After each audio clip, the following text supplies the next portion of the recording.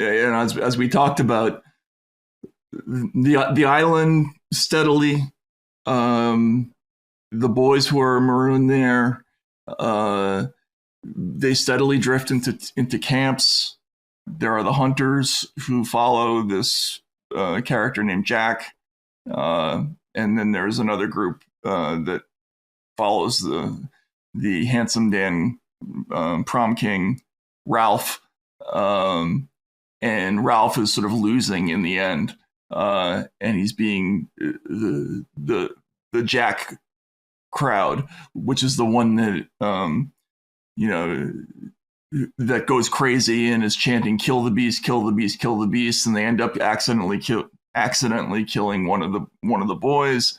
Then there are more deaths, and then in the end, Ralph is on the run, and it's a metaphor for the complete breakdown of society, and it's very much in tune with what's happening here, in our own country.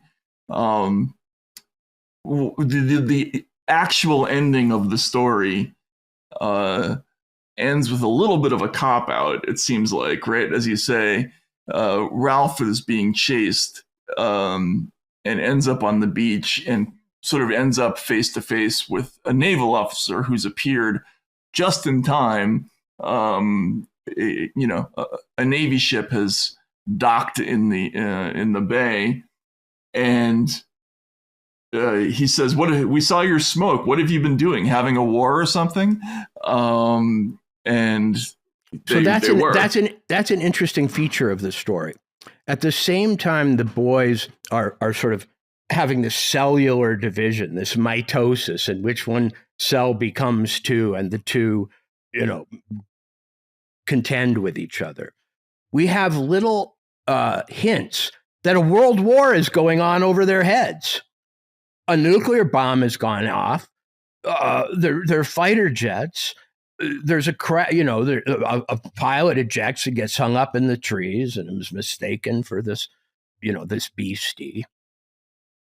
And strangely, we don't pay any attention to it.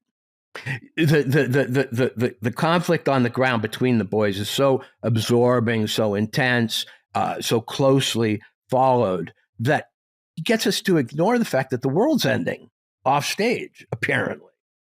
And I don't know what kind of war it is. I don't know who it's between. I don't know if it's, it's 1955, so presumably it's between the Soviets and the West, I guess. But it's somehow come to the South Pacific. It seems like Australia might be involved, and so on. But when this guy appears, it's as if the friendly aliens came down in the current situation. Right. I mean, it is literally a deus ex machina, the God in the machine. And God in the machine comes from stagecraft, the machine being the mechanism that lowers the God onto the stage, And so that's thought to be the hokiest of all endings. The biggest cop-out in modern literature is to solve everything by, having a stranger come in and say, "But I am the real king, and you are all my family." Stop fighting. Sometimes it works, but yeah. Right. But he uses it. Why does he use it? It's a question that I have really thought about. He could have brought this to an ultimate melee.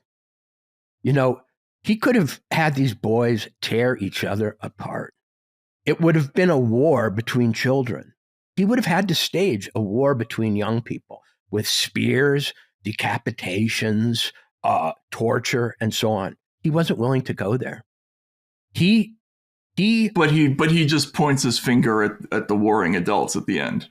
He bailed out of his own story. He said, "I have brought this as far as I'm willing to bring it, as far as I want you to imagine it, as far as I think it should be taken without coarsening us and maybe causing what I fear will happen to be more likely to happen simply by depicting it.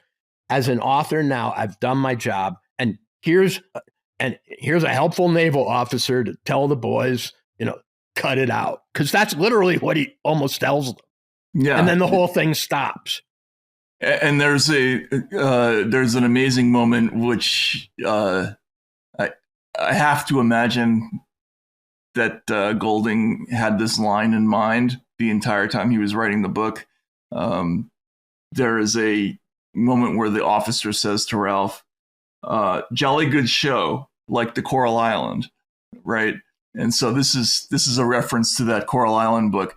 Uh, of course, the exact opposite of the Coral Island story has happened, and this is Golding's great despair, is that he can no longer believe in that vision of, you know,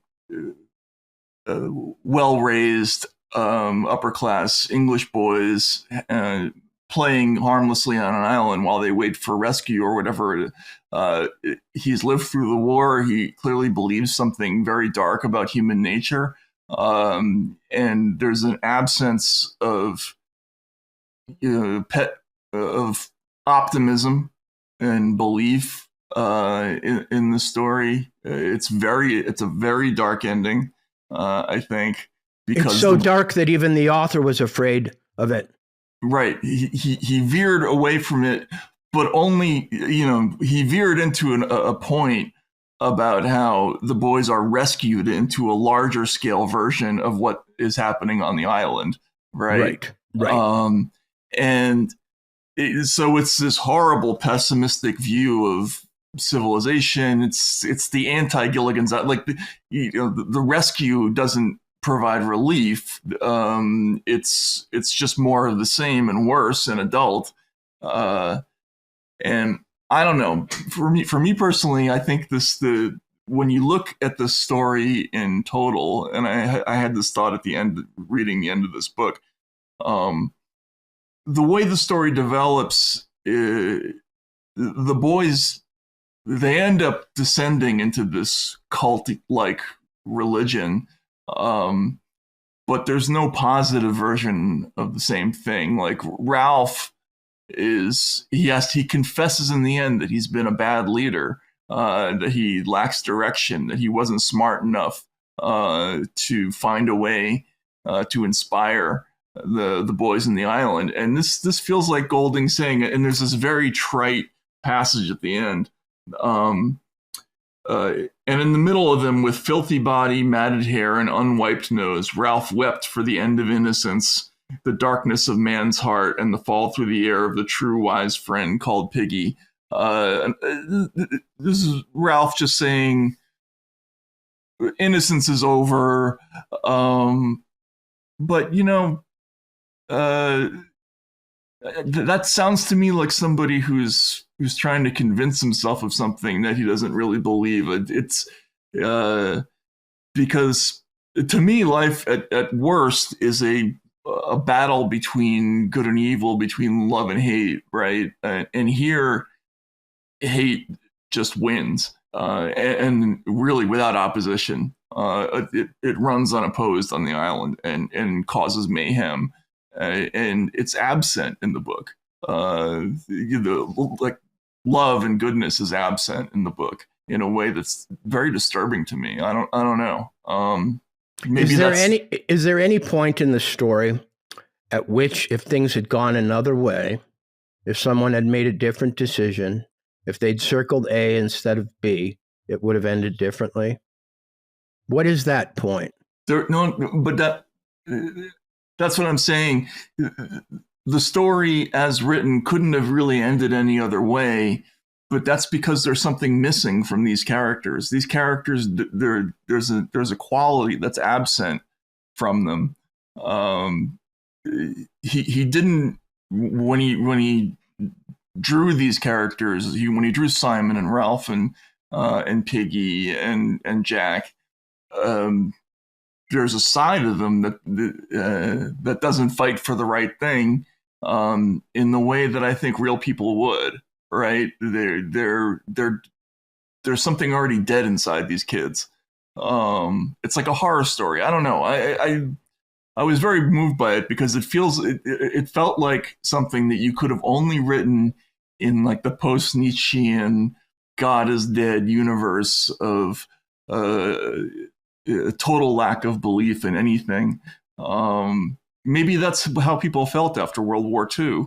But well, I mean, they'd just seen, you know, no, I get it. I get it. Yeah. Going back to what we were just talking about.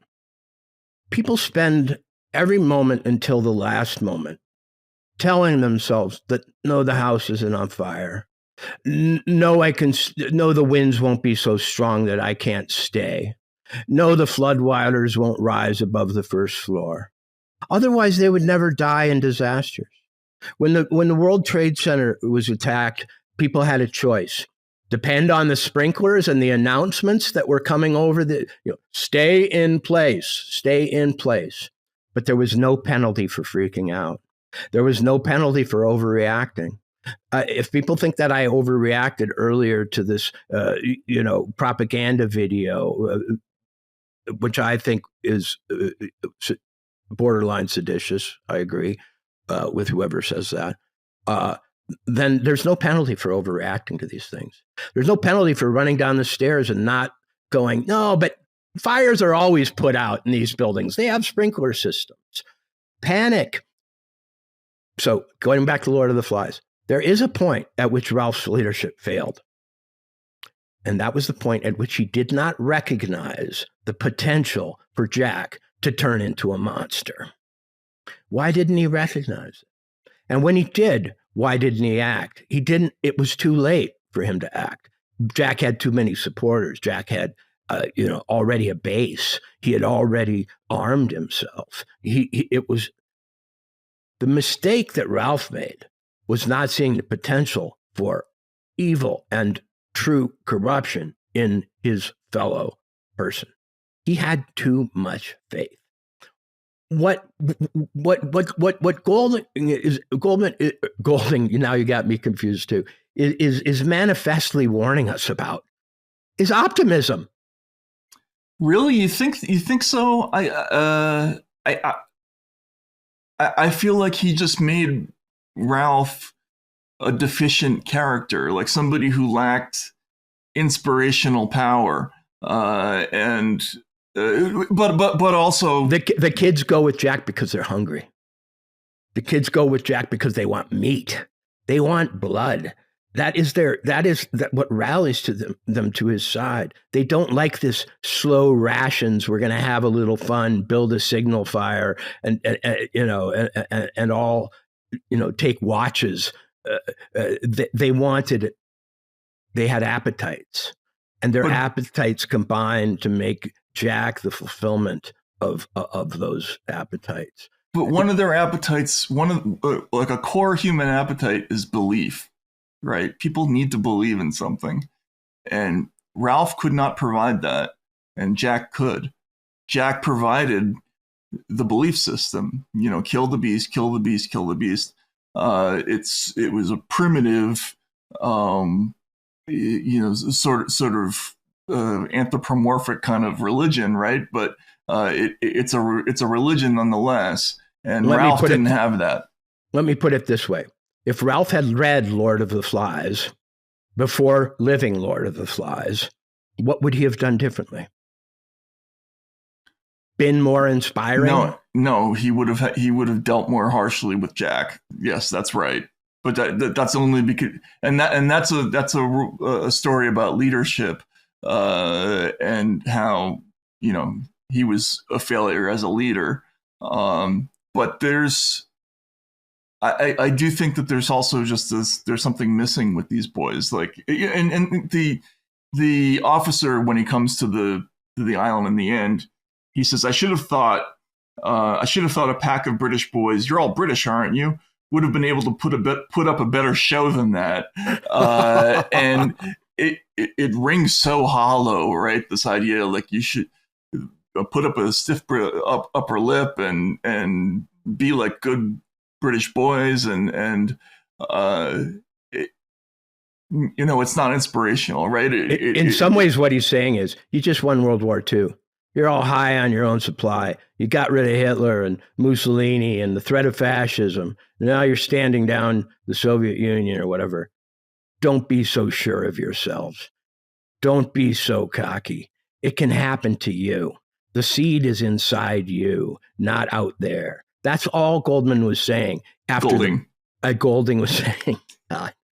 Dyslexia is going to be permanent on this now. But he was brushing back the British after saving democracy. Yeah, I guess so, and I guess in that sense, it's the same point that Orwell was making with in 1984, right? That this could happen here, and he said it in England for a reason.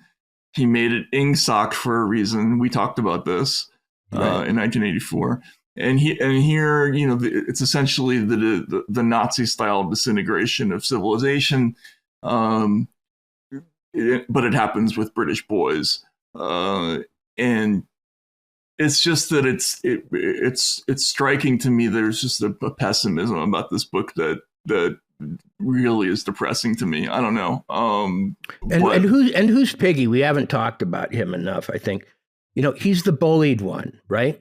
Yeah, and he's kind of like an interlocutor between all the different tribes and characters. Like whenever they want to light a fire, they steal his glasses and melt a little bit of it, which is a strange thing. I don't know how that works exactly, but yes, they always all of the famous lines from this book, sucks to your Asmar, all those things. They all involve Piggy. He's the one who's picked on by boys, and the way that boys pick on people, right, ruthlessly.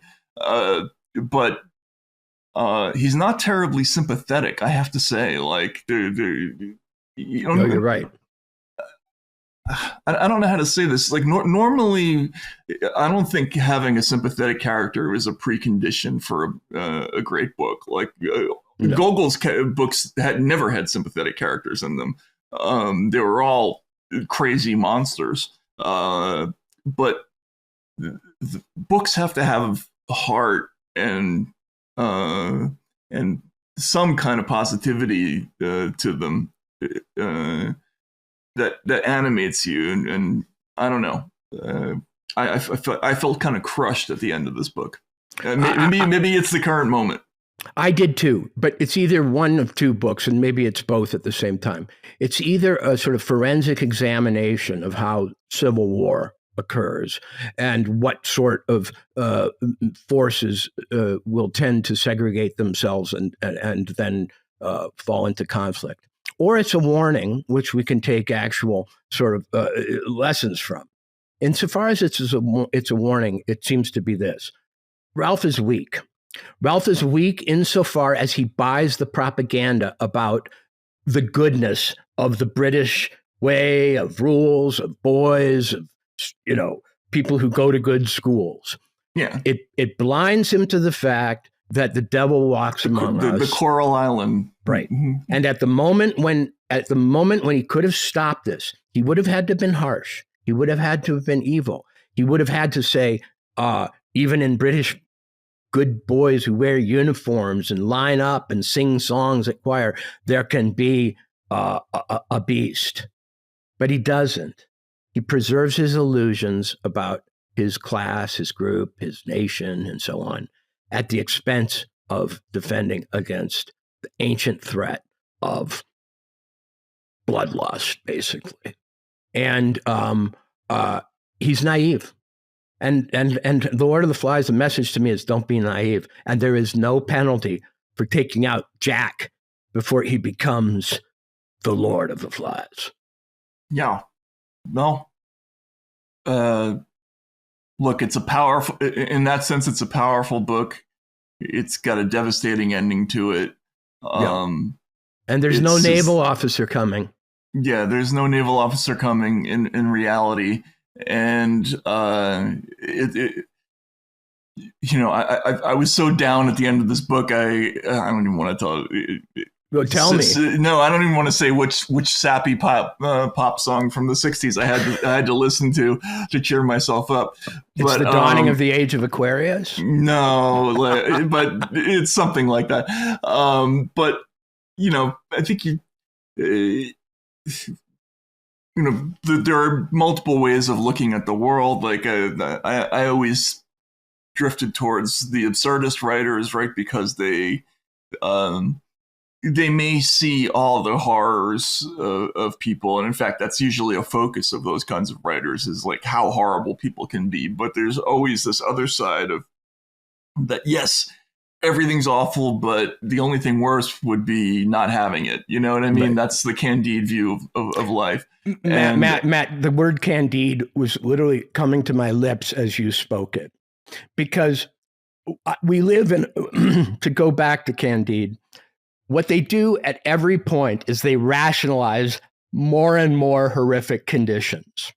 And as we watch America's power structure apparently square off over the question of who will control the U.S. military, that's what it is. That's what I saw. We let Candide go, but in the best of all possible worlds, they have to square off for this to happen. We have rationalized our way into a corner. And now, because we don't have a possible tragic sense for what Americans are capable of, we're being led into something impossible. That's what the ending of one of these novels we write about. And the whole reason we've been discussing these novels is so that we will recognize this moment. No, I right. sound the alarm. I hit the buzzer. Okay, you know what? Everything we've been talking about for years now, it started with the suppression of speech. It started with the, possible constraints on civil liberties. It started with a coup-like plot against a president that I don't think either of us were giant fans of.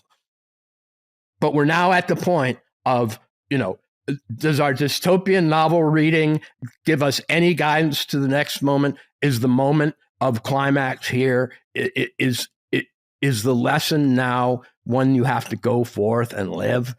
Yep, I'm hitting the buzzer. Today it happened. And I wish us all the best, because we're going to need all the wisdom we've accumulated and pretty much all the pessimism we've accumulated, because there's no penalty. There's no penalty for overreacting to disaster when it's in the making. I guess that's true. I hope, maybe there's that's the positive to take from all this, is that it shows us the roadmap to avoid or to claw our way out of these things.